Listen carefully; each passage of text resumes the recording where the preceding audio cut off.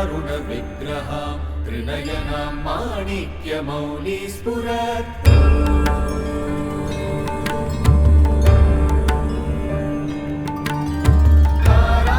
तारानायकशेखरां स्मितमुखीमां मीनवक्षोरुहां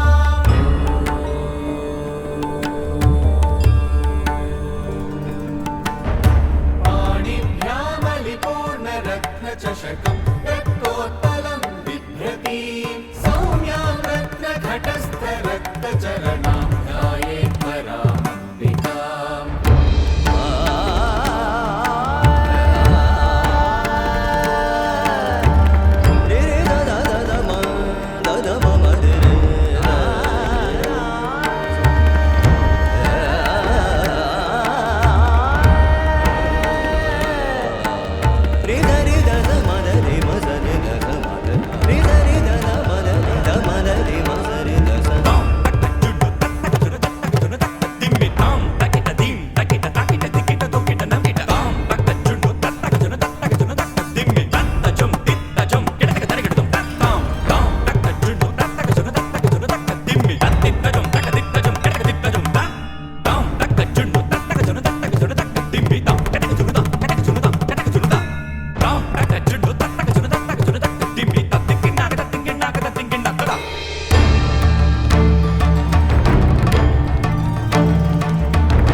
सान्निपातिकज्वर सततज्वर विषमज्वर ग्रह नक्षत्र दोषाञ्चान्या हर हर काली sir sir Gauri गम विद्ये आले माले काले बन्धे भज भज विद्ये मख मख विद्ये नाशय नाशय पापम् हर हर दुःस्वप्नं विध्वंसय विध्वंसय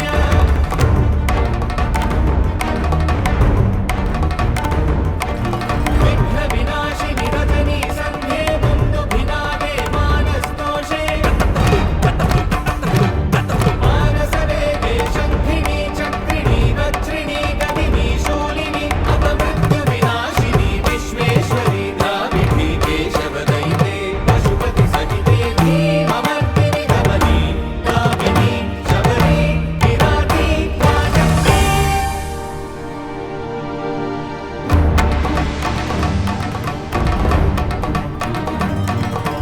ॐ द्रं द्रं द्रं द्रं द्रं द्रं ॐ द्रं गुरु गुरु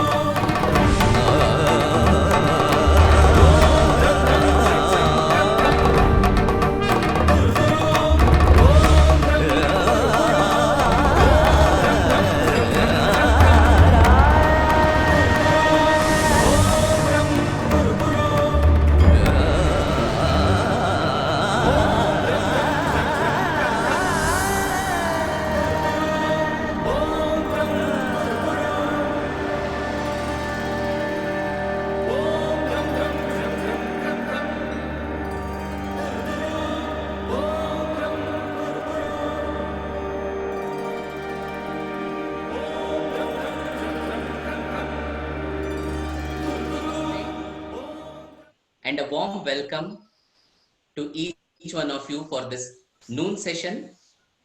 This is the 14th day of the Global Festival of Yoga organized by Indica Yoga.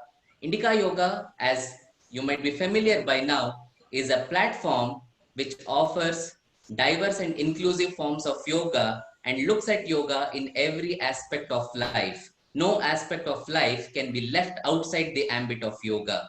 With this belief, we offer authentic, immersive, and transformative experiences in the field of yoga. Yesterday, we had a wonderful session on Rasa Yoga. Continuing the same immersion, today we have a session on Nada Yoga, and for this, I would like to request Shri Deepak Paramashivanji, Dr. Deepak Paramashivanji, to join us.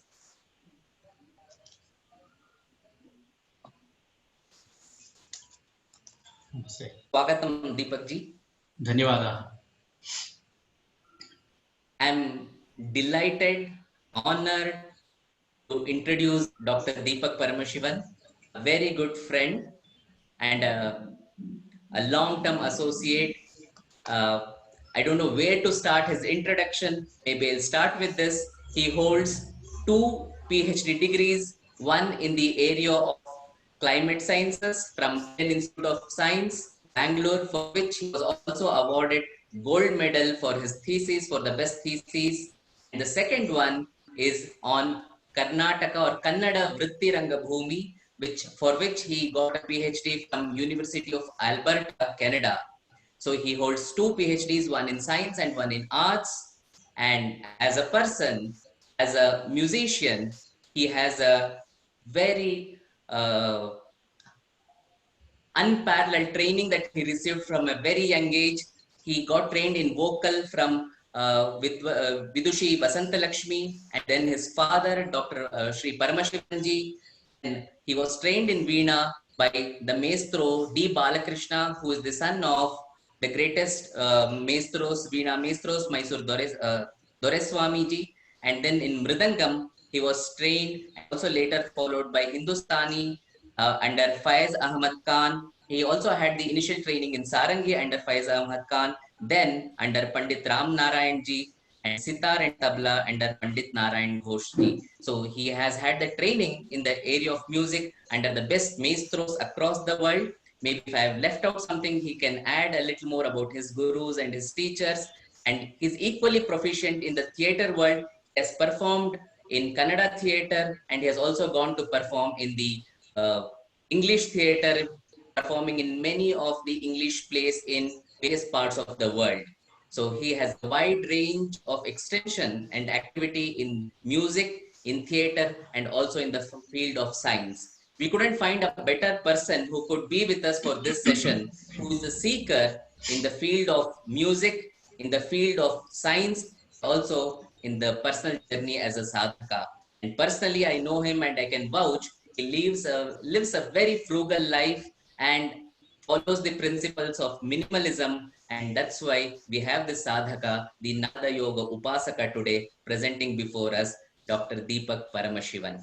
This very brief introduction, I request Deepak ji to carry on from this moment onwards. Deepak ji, over to you. Thank you very much. First of all, thank Indica Yoga and Vinay ji for this great opportunity. The topic is quite it's vague, profound, and at the same time it's very challenging because I will be talking about my experience. Anything that is personal and experiential it'll be very difficult to verbalize. There's a nice saying in Sanskrit, Ikshuk Shira Gudadinam Rasavishesham Saraswatyapi Akhyatum Nahi Shakyate. The taste of sugar cane, jaggery, and milk, even Saraswati, goddess of knowledge, cannot verbalize. So music is also like that. It's a taste that you acquire over a period of time. And over a period of time, you also kind of become selfish and self-centered and isolated, not because you want to be selfish and self-centered, because you will have very few people with whom you can share your experience, because that requires equal amount of training, equal amount of contemplation and thinking and analysis and so on. Anyways, I will try my best to take you through what constitutes Nada Yoga to me. Even before I commence, let me make it clear that I am not a yogi or a sadhaka. Vinay has been very kind and generous in his introduction. Well, I lead a frugal life. I think it's because of the circumstances, and yes, to an extent because of choice. Because I don't know what exactly constitutes Nada Yoga. All I can tell you is my experience and how I look at music and what kind of a transformative experience I have when I am performing or when I am learning or practicing music. So before I commence, I'll just put things in perspective. I will build the context. For example, we have the three words here, Nada, Yoga, and upasana. So first of all, what constitutes nada? So nada is defined as nakaram prananamanam dakaram analam viduhu jatha pranagni sayogat tena nado abhidhiyate. So nada is a combination of where the letter na represents prana and the letter da represents the agni. So it is a combination of prana and agni. So as soon as we say prana, we have the vayu, prana vayu, the pancha pranas in our body, namely the prana, apana, vyana, udana, samana. In Amarkosha, you have reference to it, where which part of body, which prana resides. Hridi prano, budayapano, samano, nabhimandale, udana, kantadeshastha, vyana, sarva shariragaha.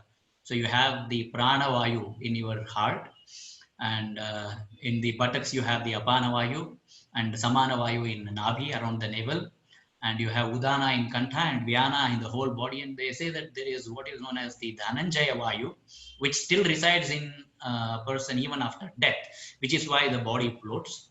So there are these at least fundamental 5 pancha pranas in our body, and that with agni.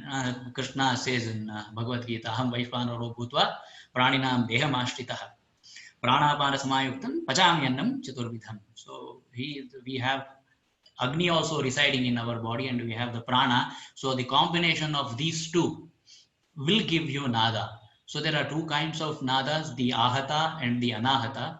The ahata is the produced nada, which requires human effort or any extraneous agency, and the anahata nada is that which pervades the entire universe, and only yogis through contemplation and meditation, through tapasya, will be able to realize the can I request people not to send chat messages? It is a little distracting for me. If you can somehow mute it, we can maybe take it up towards the end. Thank you. It's only yogis will be able to realize the anahata nada. You have this famous anahata abjanaliya shama bhavadanadvaya in Lalita Sahasranama and so on. But what describes the musical nada and the anahata nada are entirely different. The nada that we get in music is more of a sakara nada, not the nirakara. It's not abstract. The musical sound is quite concretized sound. Whereas the divine sound, Omkara, is alone the primordial sound. There is innumerable reference for Omkara in you have the Puranic text, in the Vedic text. Ye sarve veda yat padamamananti tapamsi sarvani cha yadvadanti yadichanto brahmacharyam charanti tatte padam sangrahena pravimyo mityetat. It is in pursuit of which that sages perform penance, and that which is the summum bonum of all the Vedas. Sarve veda yat padam amananti tapamsi sarvani cha yadvadanti yadichanto brahmacharyanti, in pursuit of which sages perform brahmacharya. The entire thing, the succinct summary of all that is Omkara. There is one particular Upanishad called the Nada Bindu Upanishad, which comes under Rigveda, which exclusively deals with Omkara. And there you have reference to Nada Yoga. So according to the strictest sense and the most classical sense, Nada Yoga refers to the contemplation on Omkara. I'll just read out some of the akaro dakshinah pakshaha ukarostu uttarasmrataha makaram puchchamityahuhu ardhamatratu mastakam. So if you consider Omkara as a bird, the akara forms its right wing, and the ukara its left, and makara is its tail, and the ardhachandra is its mastaka, its head, and so on. And they also there is reference to 12 matras of Omkara and how upasana has to be done. Now the word upasana, upas, actually means to stay near, to worship, to meditate upon, to serve. So upasana here means everything. When you are doing Nadopasana, you are near the sound, you are near music, and you are worshipping it, you are serving it, and you are meditating upon it. So it's dhatoho nanarthatvat. Every root has many meanings. In this context, all these meanings are applicable. And there are different matras, 12 matras that are referred to in Nadabindu Upanishad, Ghoshini, Vidyun Matra, Patangini, and culminating in Brahmi.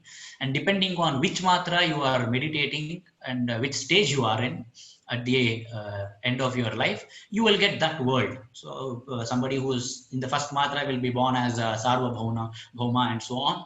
And if you have attained the highest level, the 12th matra, then you will attain moksha. So the ultimate aim of all our darshanas, all our doctrines, philosophical doctrines, is liberation from the cycle of birth and death, which we call as moksha. What differs from one school to the other is the nature of this liberation, this nature of moksha, the characteristic of moksha. So that brings us to what constitutes yoga. Yoga, most of you are familiar, but still for the sake of completeness, I will tell you what it means. Yoga, yuj samadho. No, it comes from the root yuj, which means to become lina, to become one, to be unite. Samadho, to reach samadhi also. So yoga is actually called Seshwara Sankhya, because in Sankhya there are 25 principal elements that are accepted, whereas Ishwara is not accepted. According to Sankhya, the moksha is the complete understanding of Prakriti and Purusha, whereas in yoga, they accept the existence of Ishwara, which is why it is called Seshwara Sankhya. And yoga chitta vritti nirodha, there are pancha vrittis, chitta vrittis. Unfortunately, when we are translating the word vritti to English, a lot of people use the word psychosis, which is a disaster in my opinion. Psychosis is a mental ailment, whereas chitta is not an ailment. Chitta vritti is the mental imagery in the loosest sense. The mental imagery that is generated when the mind is fed with a subject. So if I am imagining a pot, my mind is filled with the shape of the pot, the space of my mind which is fluid is filled with pot. There is the imagery of pot. That is vritti. So there are 5 vrittis, pramana, viparyaya, vikshepa, nidra, and smriti. So controlling these 5 vrittis, chitta vritti, through Ashtanga Yoga, yama niyama prana, pranayama, pratyahara dharana, asana, pranayama, pratyahara dharana, dhyana, samadhi, Ashtanga Yoga. So all with these 8-fold paths of yoga, controlling these chitta vrittis and transcending the 5 kleshas, pancha kleshas, avidya, asmita, raga, dvesha, abhinivesha. So if you transcend these 5 impediments, you will attain moksha. So that is the definition of yoga. So now attaining chitta vritti through nada, through sound, through the divine sound or the musical sound in our case, and yogis will attain it through the divine sound, is nada yoga. And upasana of this, we're constantly contemplating on this, is the nada yoga upasana. So now there are some interesting quotes about why music is, it's called Arthavada. To establish the greatness of something, you start imposing all the great possibilities and qualities.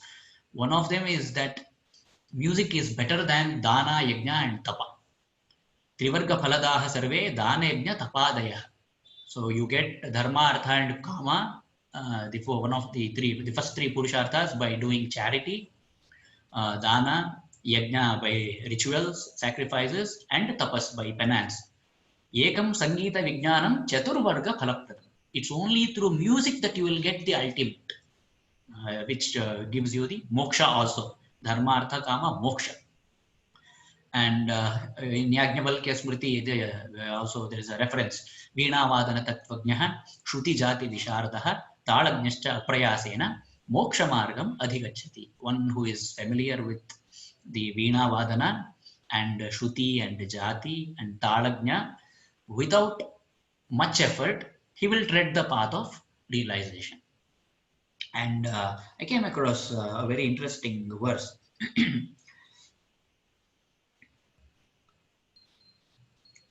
Tatra syat saguna dhyanat bhuktihi muktistu nirgunat tasmadatra sukhopayam shriman nadam anahatam. See, by doing the saguna dhyana, you will get bhukti, And by contemplating on the Nirguna Dhyana, you will get mukti, the shreyas and prayas, the materialistic achievements and the achievements that are beyond materialism, which is the moksha. But nada, it seems through nada upasana you can achieve both, because nada has both the saguna dhyana as well as the nirguna dhyana. Saguna dhyana is just the contemplation on the sound, the divine primordial sound Omkara. Again in Nada Vidhu Upanishad, Sarva Chintam Samutsrajya Sarva Cheshta Vivarjitaha Nadameva Anusantadhyate Nade Chittam Viliyate. So once you get rid of all your thoughts and then you stop, you make your mind still.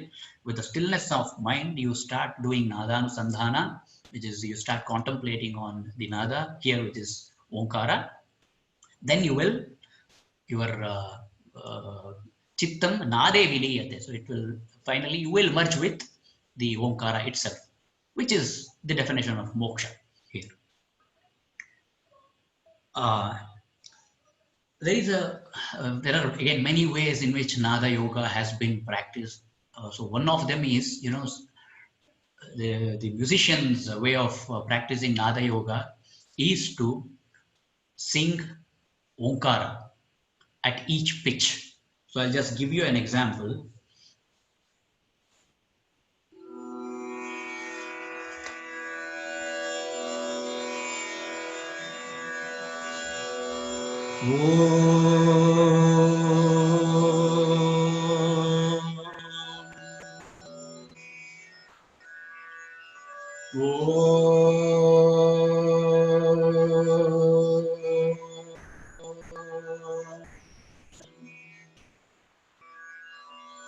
Some of you can use your mics are mute, so you can try.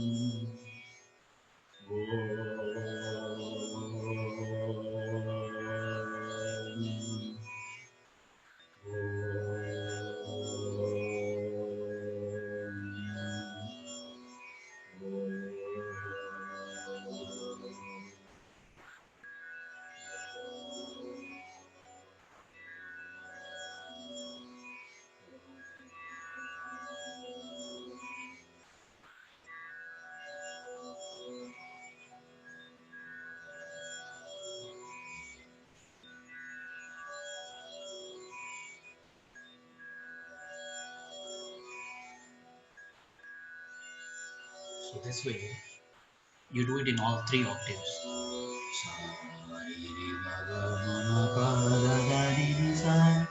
So as soon as I start singing the note, it is already Saguna. It is not Nirguna anymore. So I am imposing the Saguna on the Nirguna Omkara. I mean, Omkara itself, in a way, is Saguna, because you have the three sounds, the Akara, Ukara, Makara, and the Ardhachandra.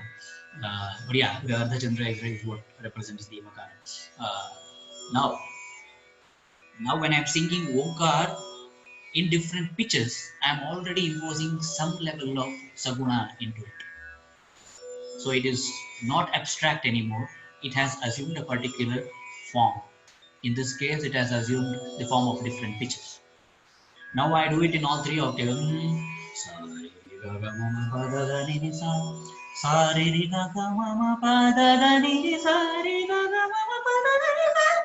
So in the highest octave, the Anumandra, Mandra, Madhya, Tara and Atitara. So these are the different octaves in the Indian classical music system. Yeah. So now, when we are discussing about the Nada Yogopasana, is something like this, where you contemplate on the sound of Omkara at each level. So by the time you finish all the three octaves in ascending and descending, you would have completed 72 Omkaras altogether. So this constitutes the Nada Yoga Upasana. Now, when we discuss the lives of various musicians, at least the great composers in Carnatic system, the Trinities, and you have the classic example of Mirabai or Swami Haridas in the North Indian tradition. There is very little reference or evidence to suggest that they were doing Nada Yogopasana. What they were doing, in my opinion, was Nadopasana, where you are always doing the upasana of music.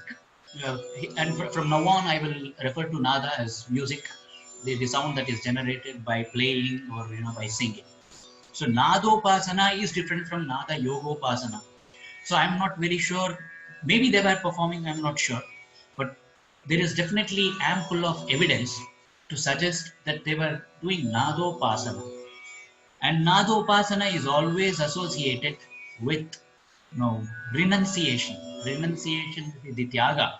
So you do Tyaga of everything, you renounce everything, and you are always one with the sound, one with music.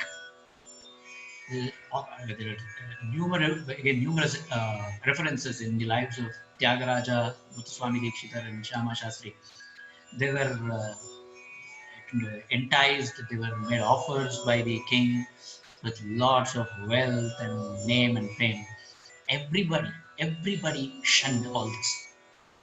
Tyagaraja, every time something like this happened, he used to compose a kriti, the famous composition Nidhi Chala Sukhama.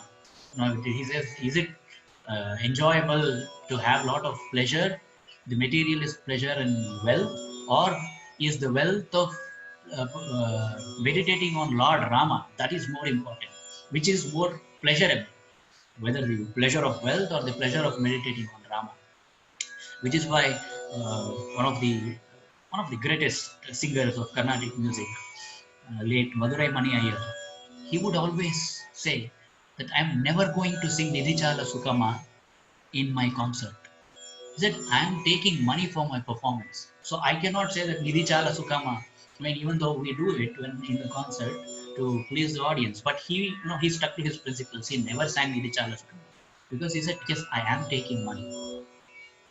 And Dikshitar composed Hiranmayim Lakshmi, and Shyama Shastri, again in his famous Ananda Bhairavi Kriti, O Jagadamba, he said, Kannatallinadu Janandi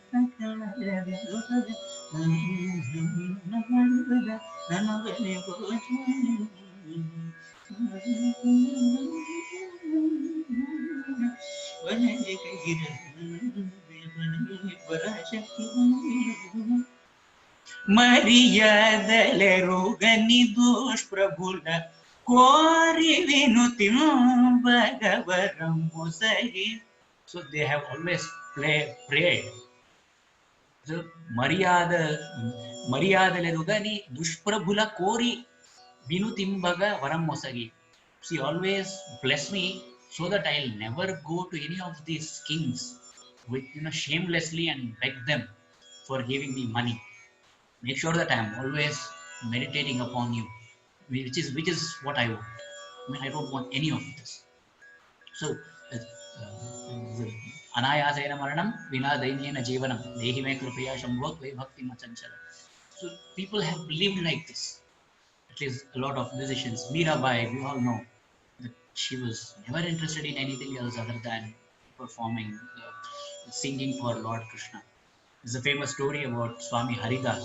It seems Swami Haridas lived all his life in, again, I don't know, they say that Swami Haridas's guru was actually Purandaradasa. I mean, all of them have lived a frugal life, which is why I said when Vinay Chandra said, I am living a frugal life and I beg to differ. Yes, my needs are limited, but I do perform for money. I'm a professional performer. I do I do lot play for the movies. I play for a lot of recordings.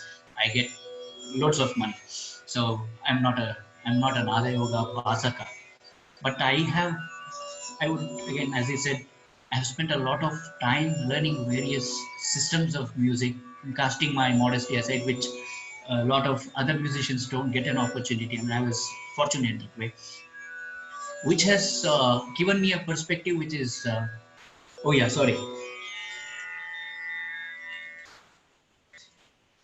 which has given me a perspective that is a little unique. So I'll just, for example, start with how when I'm playing the veena, how nadopasana can be done, and as soon as I start performing, how things will go different. Things will become different. Uh, Tell me how we are doing with respect to time. Whenever I cross the 45 minutes limit, I will please let me know. I will stop. Thank you. Yeah.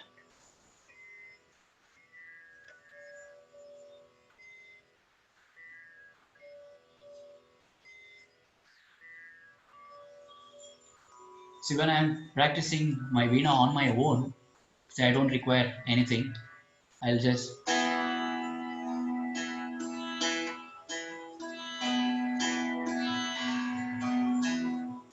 this is the most basic sound. I would say something that is very close to Nirguna. Nirguna Nada, just the Shadja Panchama and the Shadja, which are called the Prakriti Swaras. As soon as you start adding other notes to it, they'll become again Saguna.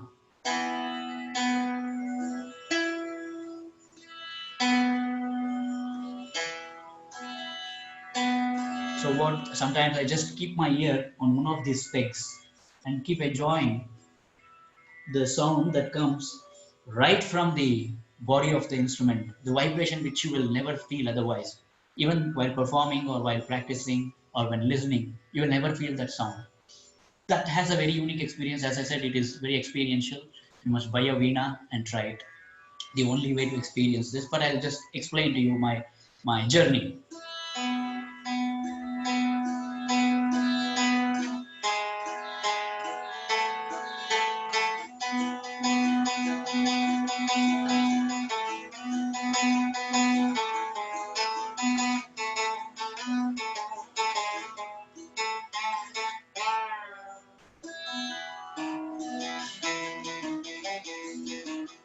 So this I can go on forever.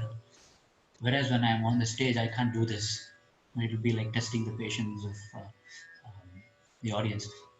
My my piano teacher, Dr. Jean Yang in Canada, so she used to always tell me because there were some phrases in piano music.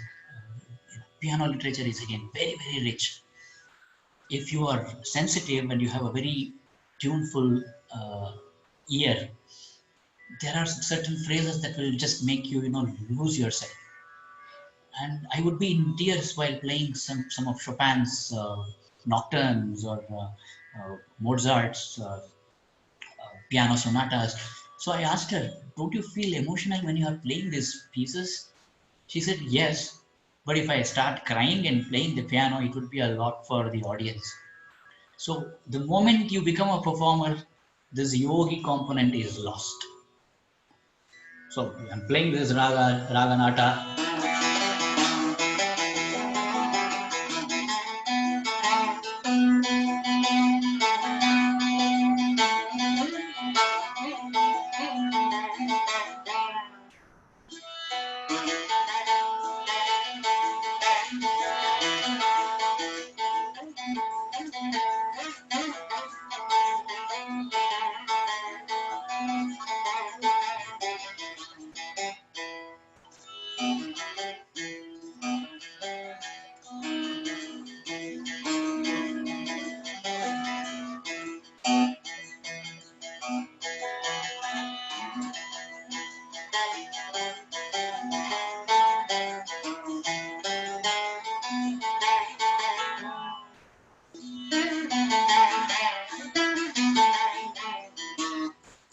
As soon as I got into this performatory mode, yes, I am enjoying it in to an extent, but am I really able to contemplate on the nada?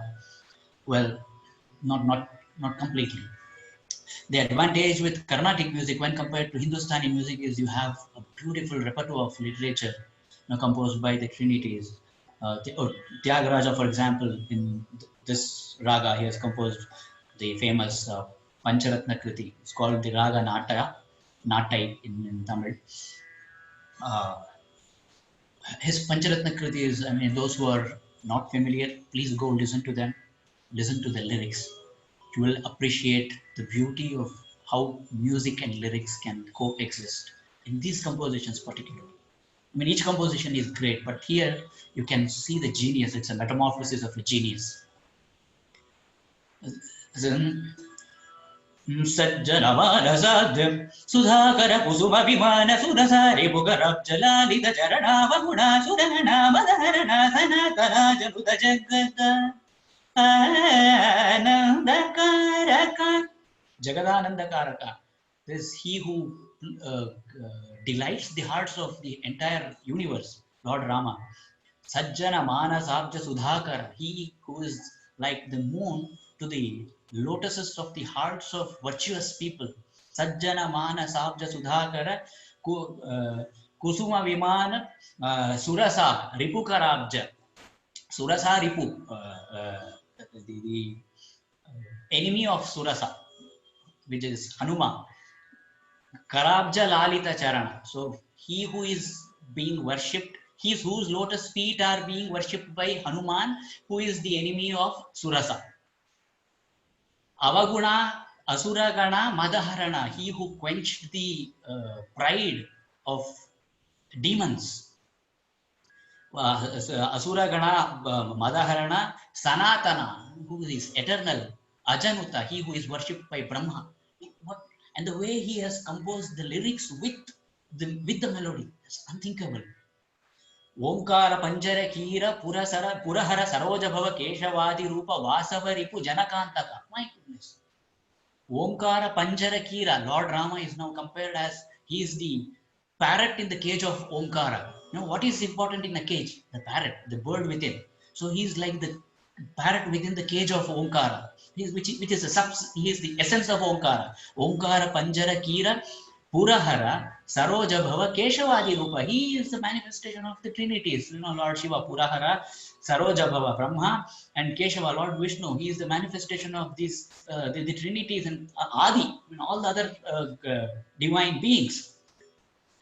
Keshavadi Rupa Vasava Ripu Janakantaka. Again, brilliant. Vasava is Indra. Tasya Ripuhu, enemy of Indra is Indrajitu. Tasya Janaka, his father. Ravana, Antaka, he who killed Ravana, who is the father of the Indrajitu. Wait, my goodness, what imagination is this? And with the music. Sajjanamana Sabdha Sudhakara Kusuma Vimana Sajjanamana Sabdhi. I'm sorry, it's not the Abja, it's not the lotus, it is the sea of the ocean of heart of great people. Sajjanamana Sabdhi Sudha, because on full moon day the ocean swells. Sudhakara Kusuma Vimana Surasa Rebuka Rabjalalita Charana Vaguna Suragana Madharana. My goodness, music and the lyrics. Everybody should listen to his Pancharatna Kritis. It not only improves your knowledge of Ramayana, he succinctly summarizes the entire Ramayana in his compositions. There are lots of references. So Carnatic music offers this rare advantage that you have both the lyrics and the music. You can enjoy both tremendously. Whereas in Hindustani music, you have just two lines, which is music oriented, where music assumes the primacy, whereas lyrics is always given the secondary status. There are famous compositions, something similar to this. Sajana more ghar aaye, ate man sukh paave, sajana more ghar aaye. So just these two lines, you run the entire concept. Yes, there the enjoyment is different because your concentration is on elaboration. So our ancestors were, very kind to us. Those who even uh, codified music, they came up with a system called the Khandameru Paddhati, where you are almost, close to samadhi and meditation when you are elaborating the music. I'll give the example when I'm playing sarang. So Carnatic music offers you that advantage, whereas, as I said, when I'm performing, I'm worried about the fret.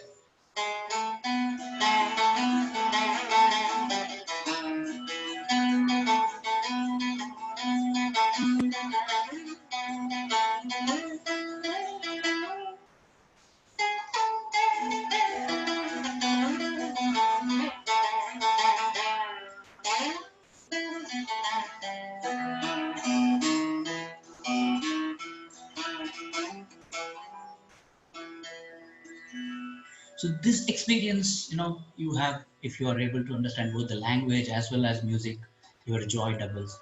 As I said, when you're listening to Western classical music, again it reminds me of a piece by Mozart.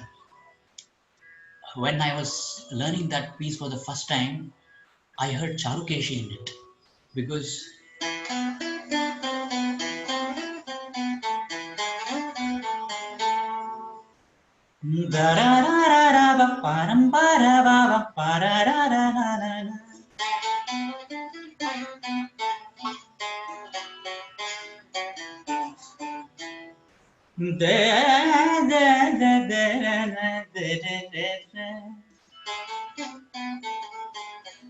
I said, oh my God, this is Charukeshi. But what happens in Western music is you have, because the underlying tune is very bland in the Western classical music. There is an underlying tune which is very bland, which is why you have what are known as the different layers of harmony, which you don't have in other systems. Why Indian music is not harmonic, it is melodic. A lot of people say that Indian music is harmonic. I'm sorry, no, it is not. Indian music cannot be harmonic. It is melodic because you have these gamaka.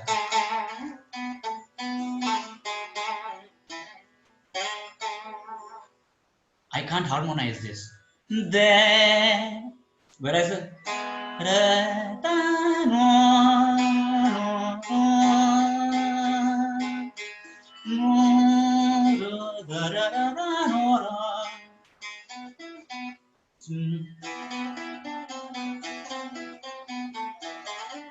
this is the bass line and ra ra ra ra ra ra ra. This will go on the right hand of the piano, and on the left hand you have this melody. When I heard this, and there was again, uh, I'll share my experience because sometimes I get distracted, but it is relevant and also quite interesting. There was one piece by Donier, a French composer. It was a choral piece. It's called The Figure the Dance, a collection of 6 songs. In that, there was a song called Il n'était pas là Joe. And I was singing the tenor voice in the choir because tenor voices are rare to find and we usually act pricey. And our conductor, Professor Rob Curtis, fantastic conductor. I mean, he had a knack of getting the right texture from different voices. So there was il n'était pas là Joe, la la la la la la la la la la la la la la la la la. So the piano was going on. Then suddenly the sopranos, the highest pitches, usually some girls have that range. So they entered.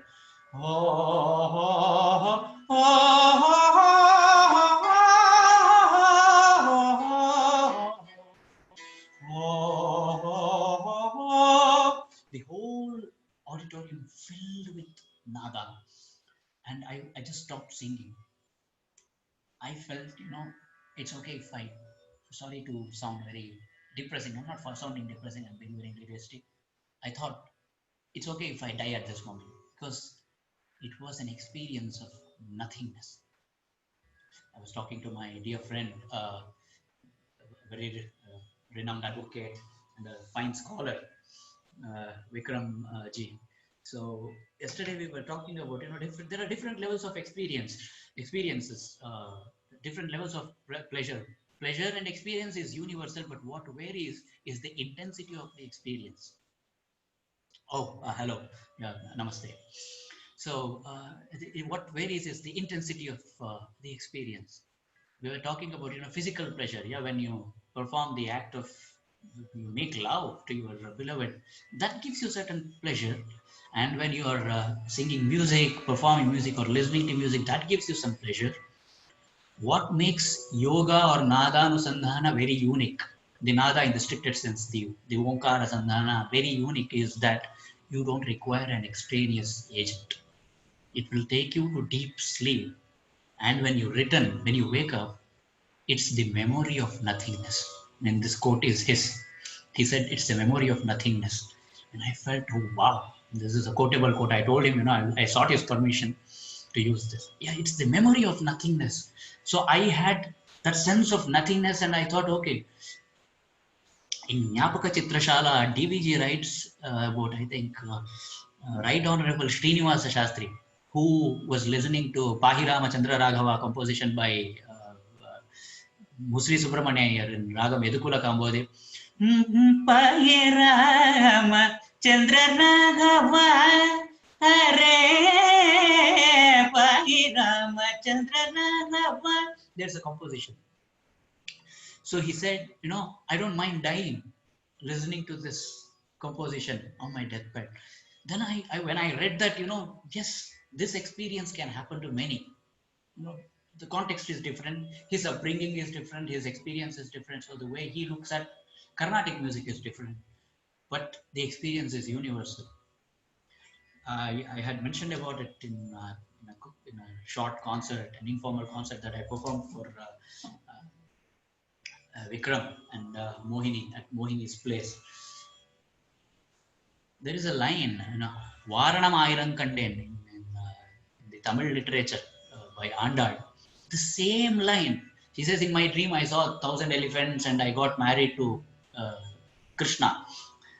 The same emotion is expressed by Meera, who lived in Marwa. You can't say that there was no plagiarism back then. She comes from an entirely different culture, but she writes exactly the Chappana Kota Janapadharya Dulho Siri Vrajanath. In my dream, there were Chappan Kota, 65, 55 crores of people, all the torans, the festoons were arranged, were tied, and I got married to Krishna and Paranagaya.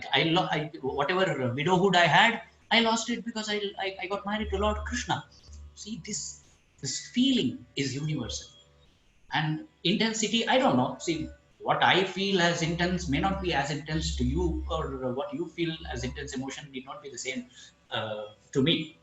Okay, I think I have very little time, so I'll just conclude by just showing you again a technique that my late Sarangi Guru Pandit Dhruva Ghosh, one of the finest thinkers, I would say a maverick among Sarangi players, one of the finest scholars, a very, very sweet human. He had told me, when you're practicing Sarangi, see, when I'm practicing Sarangi, it becomes another yoga for me. Whereas I'm performing, it is not so. He just taught me a technique in which I'll just play on a note and get the subtlest sound which is audible only to me.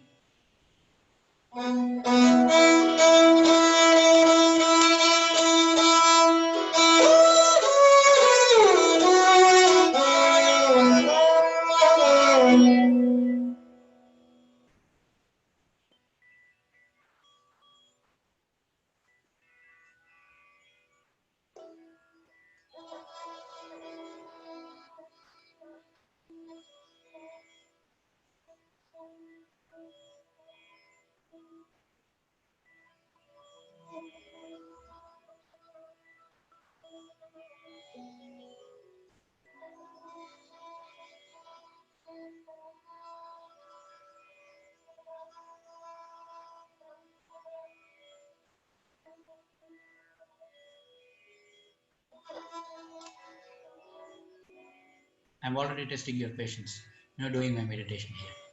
And he said, you will have to choose between becoming a performer or a yogi. Or you can practice yoga whenever you are at home. But if you get too much into yoga, it may be difficult for you to become a performer because you get into the same mode. You start enjoying the subtleties and the subtle sound. And when you're on the concert platform, he said, you can be a yogi, but with very few concerts. I still remember his lines.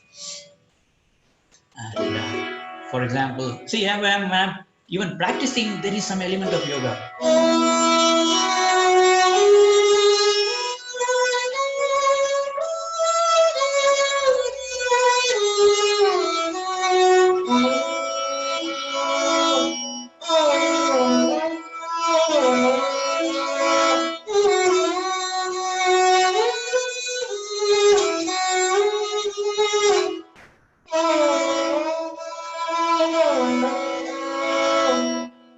So there is a technique called Khandamiru Paddhati, which I will just mention about, and maybe you can conclude with some observations. Uh, it's based on permutation combination, which is closest to again yoga. So you just take 3 notes.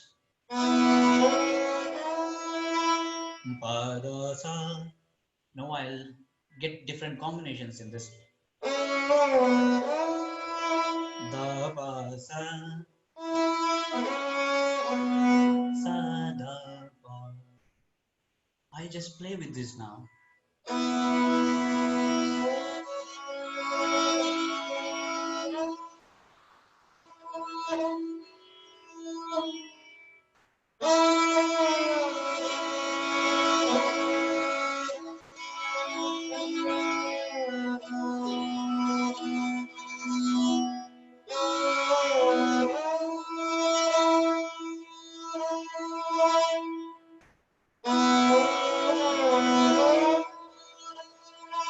That was the combinations of 3. Now I have introduced the 4th combination. Pa da ba sa.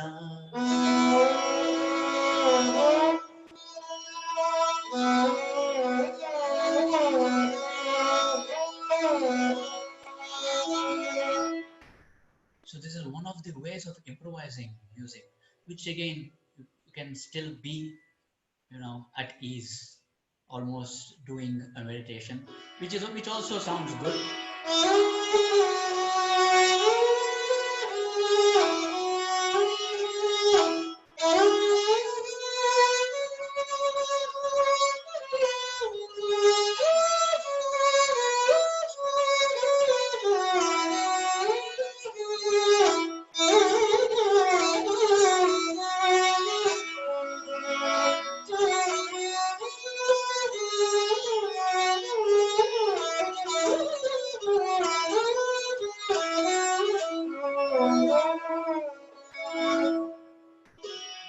But when I'm performing, I'll have to do some gimmicks.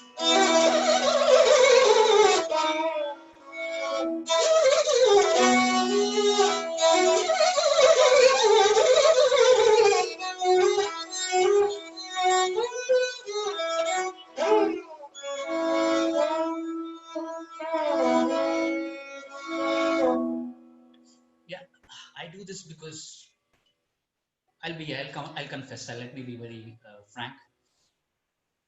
We want applause, all said and done, as performers. Yogis don't want applause. No. Birds don't need applause when they are singing.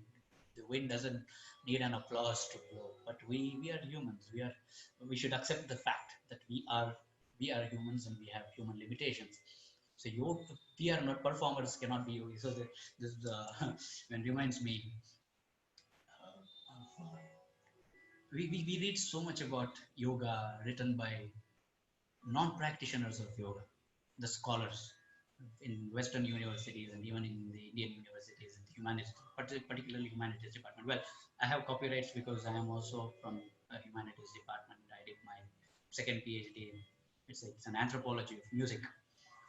So there is always this dichotomy between performer and a sadhaka, performer and a scholar, scholar and a sadhaka. When if you give a hierarchy, you have the sadhaka at the topmost level, and then you have the performer, and then you have the scholar. Because to write about anything is quite easy, and to really practice, without practicing you will never be able to know the subtleties. I mean, let me be very blunt, you just can't know the subtleties. You can write all kinds of theories, and well, I have read a lot of them and I have written about it myself. I have written about nationalism, movement of nationalism, how it affected music and music making and all that. Yes, it's interesting, but the real pleasure doesn't lie there. I can get my tenureship, I'll become a professor, I can pontificate. But the real pleasure is when you become a performer. Perhaps if we are lucky enough, we can become sadhakas. In the story, Swami Haridas' story, it seems Akbar wanted to listen to Haridas because Tansen himself sang so well. He wanted to listen how his guru sang, and he said, "No, you can't. He'll never come to the palace and sing for you. If you want, you should go to forest." And it seems he took him in. Um, he disguised himself and then went to listen to Haridas's music. There's a beautiful reference in S.L. Bhairappa's Mandra. So there, the protagonist, which is why I had visited Vikram yesterday. There, the protagonist listens to a yogi practicing Nada Yoga in Vrindavan. He does it, he listens to him for a couple of days, and he also wants to reach that stage because all the years of performance, he thinks this is useless. What enjoyment this Omkara Anusandhana, this yogi is doing, the pleasure that is giving, that is generating, that is getting generated in me is unparalleled. It has no match to all these years of performing so many rags. We have been singing, performing, but this we never were able to achieve. So let us hope that we will be able to. It's like those who are scholars, please become performers. Those who are performers, please try to become sadhakas. And see, finally, I was talking to a friend of mine, eminent elephant scientist. That I don't know if she's there, Dr. Sanjita. Every emotion will culminate in sadness. Even if you feel extremely happy, that will again culminate in sadness. But you grow beyond these moods. That is when you will reach the level of sadhaka. There is no mood, there is that nothingness.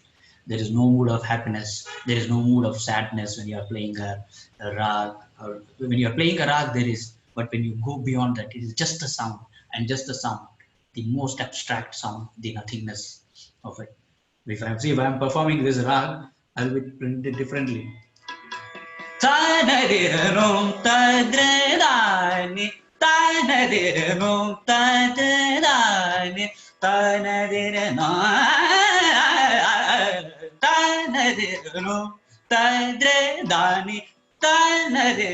See, I'll be enjoying the rhythm. I'll be with the tabla guy, and I'll be interacting with the accompanist.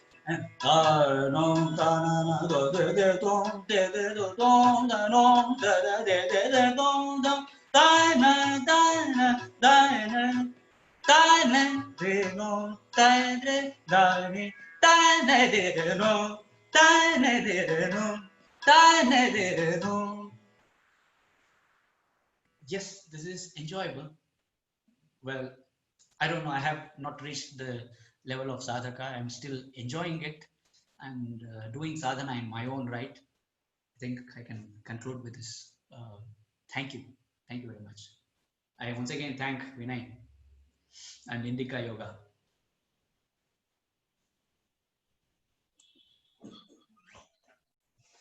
Thank you, Deepak.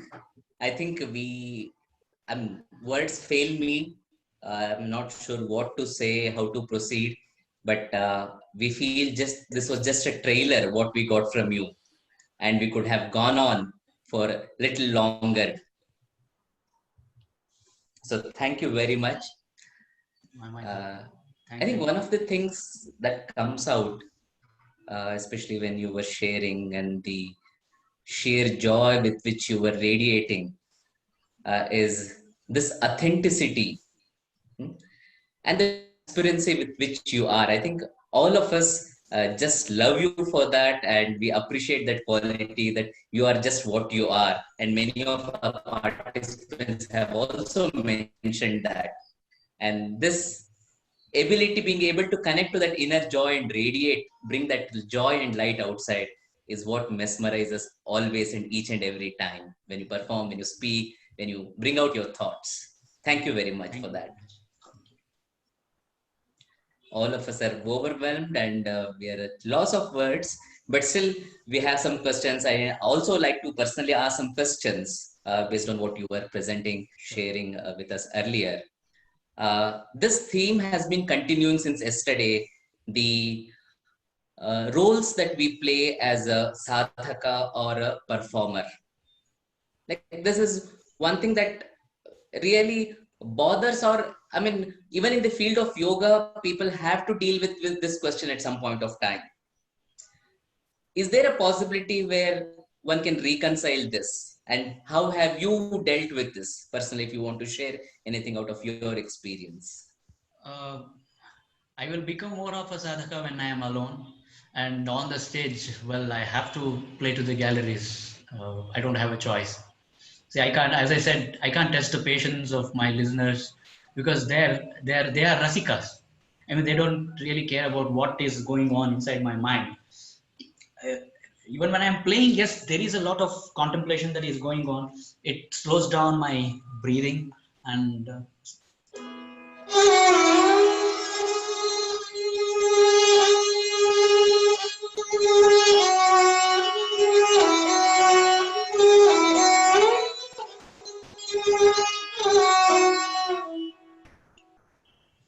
yes, I was immersed with it. I enjoyed playing every note of it, but still there is at some corner of my mind. I know that I'm performing for an audience, and I cannot just go on like this forever. Uh, my acting guru, Professor David Barnett, he would always tell me, uh, you need to be nervous. No matter what how big a performer you are, you should be nervous. If you are not nervous, you don't belong here. He said, you don't have business here. Because he asked me, I was, I think, going for a performance, and he said, are you nervous? I said, no, I'm fine, David. He said, if you are not nervous, get out. I said, yes, you should feel nervous. You should not feel so nervous that hampers your performance. So as a performer, I think we don't have a choice. I heard my guru D Balakrishna ji telling me that if someone was just landing on one note, I mean, leave alone rasikas. Some rasikas might like it, but if somebody is enjoying,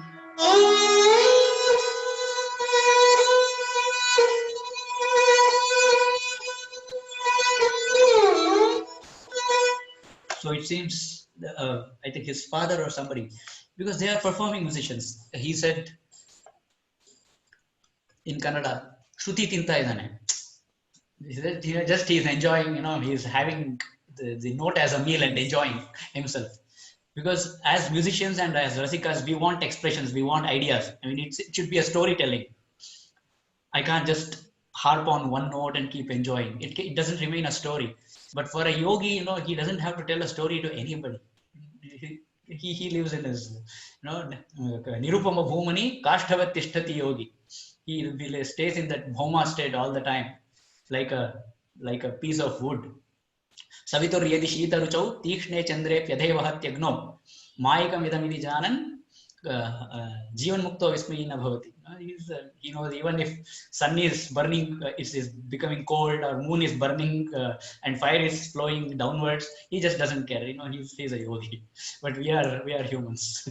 I am a human. You are a yogi, by the way. No. It's this Atma Ramata that pleases us so much, honestly. But just I also want to ask you this. You were a master of so many instruments, but I now see you have developed such a great liking to Sarangi. Is there any specific reason you want to share a little more about Sarangi, the beauty or the rarity of it? Yeah. So Sarangi, my guru, Pandit Ramnarayan ji, he always said, if you become a Sarangi player, you will be in a perpetual depression. I think I am a melancholic person that way. There's a nice quote in As You Like It by Shakespeare.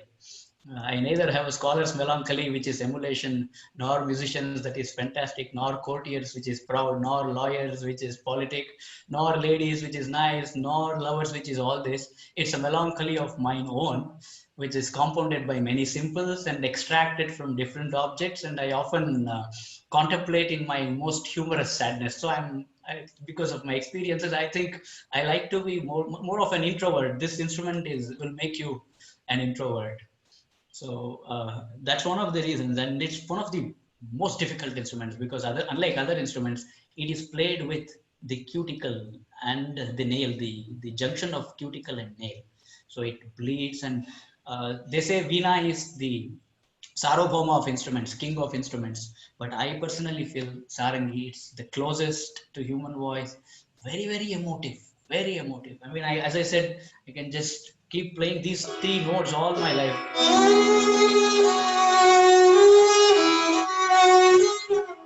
So the natural resonance of the instrument and that subtle melancholy, underlying melancholy to it is what attracted me to Sarangi.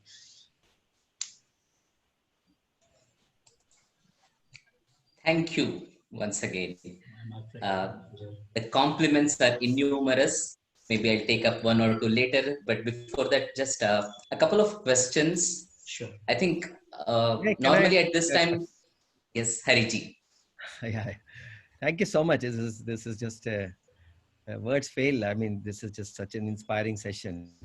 I just have one question relating to you were talking about moksha with reference to the Upanishad. So I was just trying to, because we are from the Vedantic world, from the Advaitic Vedantic world, where only Gnana Marga is moksha. Yeah. So I'm just curious on this reference to music leading to moksha. Can you just elaborate a bit more? Yeah, as I said, it's Arthavada, which I mean, I also subscribe to the Advaita Vedanta. But anything, there's a famous saying in Viveka Chodamani, Chittasya Shuddhaye Karma Natu Vastupalabdhaye Vastu Siddhi Vicharena Nakinchit Karma Kotibhihi. So, but whatever karma you do, even music for that matter, will help you in Chitta Shuddhi. So that will definitely facilitate moksha. You can take it that way, and rather than, or probably there are some parts that are shorter, because you're playing music and you have the devotion. As soon as you have the devotional aspect to it, I think the path becomes easier than me being a software engineer, writing my codes or day and night, and then following the moksha marga. I think being a musician is a little bit easier. Is what is meant, I think. I also have one more question. Just want to ask your sense of, since you quoted Vivek Chudamani, where Bhagavad Pada talks about the qualifications of a seeker and sadhana chatushtaya. Yeah. So just in terms of this Nadopasana, what do you think the practice of Nadopasana, which of the qualities will lead you to the qualifying? Which one of those qualifications would this lead to? What is your sense? I would say which is the top three? I mean, because the Shat Sampati is there, and then you have the Vivekam, Vairagyam, and Mumukshutvam. So which would lead to this qualifications? I would say a sense of detachment in your music is what can lead you to the sadhana chatushtaya. But if you are immersed into becoming a performer in the celebrity kind of a performer, I mean, I don't know, it's hard to say. There were celebrity performers who could still be like this, but okay, let me put it this way: you will have too many opportunities to go astray. I mean, if you're lucky, you will go on the right path, and that is where the sense of detachment comes in. If you are detached, because you will have plenty of opportunities to go astray, especially as a musician, any performing art for that matter, in theater, in cinema. So I think it's divine grace At some point in time, there is a saying in Kannada by DVG. ಸರ್ವರುಂ ಸಾಧುಗಳೇ ಸರ್ವರುಂ ಬೋಧಕರೇ ಜೀವನ ಪರೀಕ್ಷೆ ಬಂದಿದ್ರು ನಿಲುವನಕ ಭಾವ ಮರ್ಮಂಗಳು ಹೇಳುವಾಗ ತಳದಿಂದ ದೇವರೇ ಗತಿಯಾಗ Mankutimma. So everyone can be a sadhu, everyone can be a preacher, but only when you face the real trouble, that is when all your hidden emotions start unbosoming. Then you just surrender to God. He should take care of you. Whatever it is, God, nature, you call it whatever. He gives the example of Arjuna and Subhadra. Arjuna was also a sannyasi before Subhadra came and distracted him. Valgu Rupa Subhadre Kanmunde Sulivanaka Arjunanu sannyasi Mankutimma. He says even Arjuna was a sannyasi until he encountered Subhadra. So here you will have a lot of opportunities. So you just remain detached. Thank you. Thank you, Vinay. Just for our audience's knowledge, that was Harikiran Vadlamani ji, who is the founder of Indica Academy, under which various verticals are there, and one of the verticals is Indica Yoga, which is offering this global festival of yoga. Again, with every answer that you are sharing, every response that you are sharing, it just evokes this joy in all of us. That's why today we don't have too many questions. Normally, the list of questions would be quite long. But today we have, can we listen to you a little more? Can we have one more kriti of you?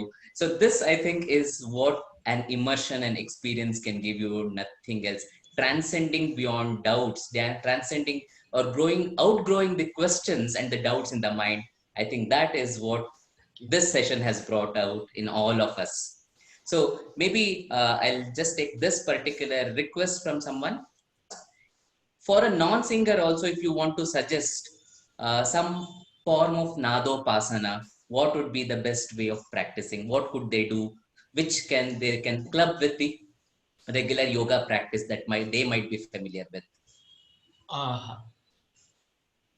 I would say download the Tanpura app, which is freely available. If you have Apple, you have the iTanpura Pro. And if you have Android, you have a lot of, I think a number of apps are available. Just download some free app and turn on the Tanpura. Just keep listening to it. If you are able to sync your voice with the frequency, just do that to begin with. When you are doing your meditation or when you are doing pranayama, so I do it at the end of my pranayama. Just keep chanting Omkara. Just sync your voice. For example,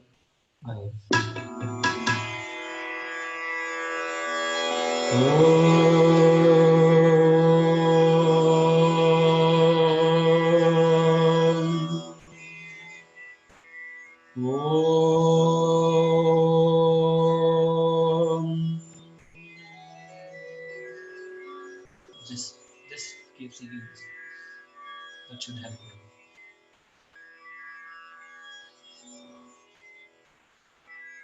Thank you very much for that once again. I know we can go on, listen to you. Many friends are asking for your contact details. I have just shared your website, www.deepakparamashivan.com. It's there on the chat box, so you can contact him. And thanks to lockdown, he's available in Bangalore currently, but otherwise he's a globetrotter, performing in various parts of the world, in music, in theater, and various kinds of art forms. So it's once again a pleasure to have you here. And before we conclude, I want to request you to, for others, we would request for a parting message, but maybe for you, I'll request you for a parting kriti along with some message. But before that, we'll make the announcements for the evening.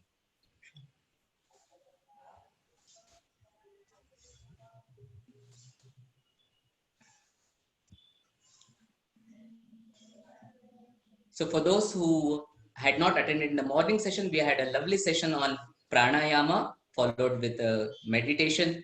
And this session, you witnessed something so beautiful and so transformative and immersive in nature. That was Nada Yoga Upasana, Seeker's Quest through music. Continuing the same strain, we have Dr. Stephen Anthony Parker, who is also known by his Diksha name, Stomaji. He is a psychologist and psychotherapist by profession, but he's also a senior faculty of yoga in the Himalayan yoga tradition of Swami Rama, who has been given Diksha by none other than Swami Veda Bharati.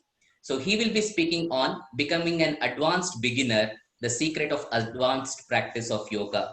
So the sadhaka's quest, what we started with the actual practice in the morning and deliberated upon in a detailed manner in this particular session through the Nada Yoga, will also be further elaborated in the evening session. Who is an advanced practitioner, or what is it to be an advanced practitioner, or what is it to be an advanced beginner, where we are, how can we continue this journey forward. So that would be the journey of the day, and I would invite you, all of you, to join us once again for the evening session. And tomorrow also we have such wonderful sessions, and the next week I just want to take this mention this point here. Deepak was mentioning about Hindustani music and its ability to just play with the notes.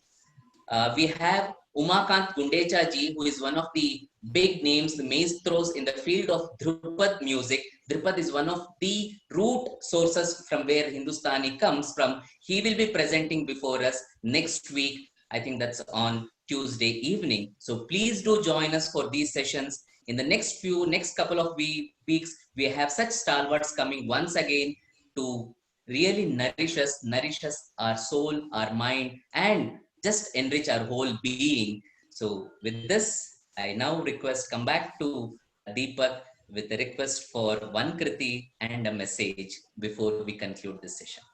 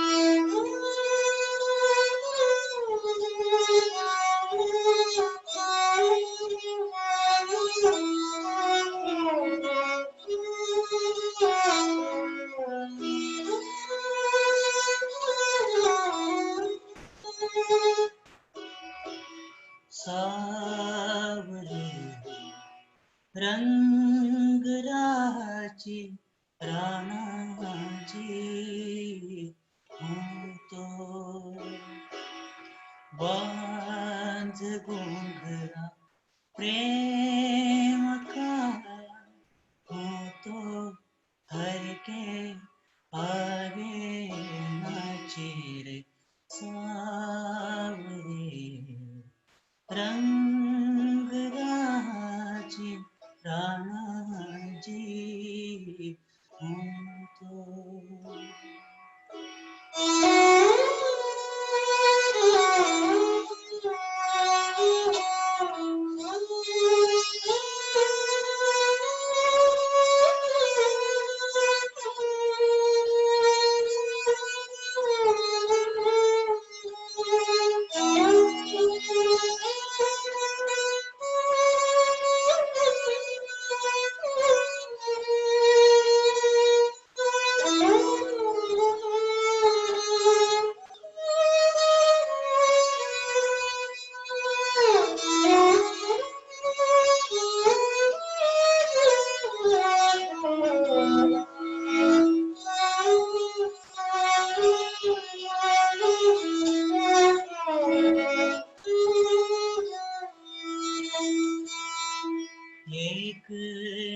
निरखत एक बरखत है ये करत मोरी हासी एक निरखत एक बरखत है ये करत मोरी हासी और लोग भारे भाई कर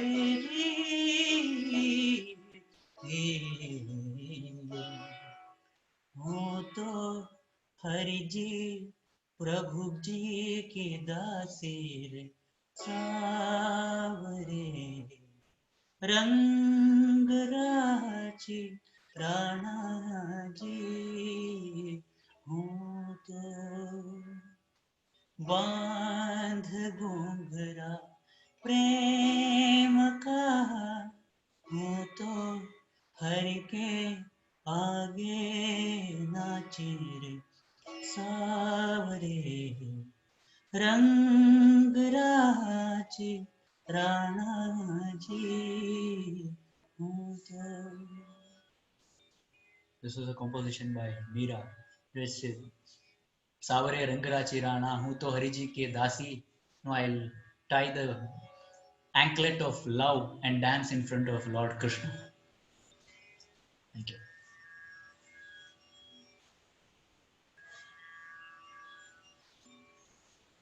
Thank you very much. I'll just I'll read out a compliment from one of our attendees, Srimati Anita Rangaswamy. I think she is joined us from US. It must be the dead of night, yet she has chosen to join you here. Thank you so much. So she writes, Namaste and thank you for a beautiful demonstration of your knowledge and expertise on Nada Yoga as well as the Sarangi. Your versatility as a performer is amazing. It's a pleasure to hear you speak and share your gifts with the world. Thank you. Dhanyavad. Thank you very much.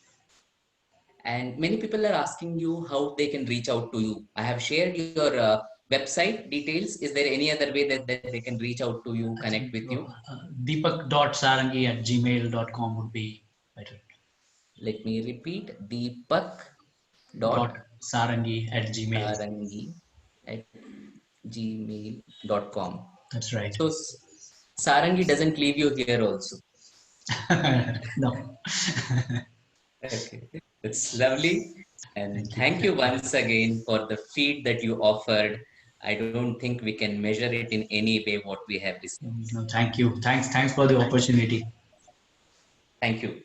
Thank you very much. And I thank all our participants. And I would also like to share that all these videos would be available on Indica Yoga YouTube channel.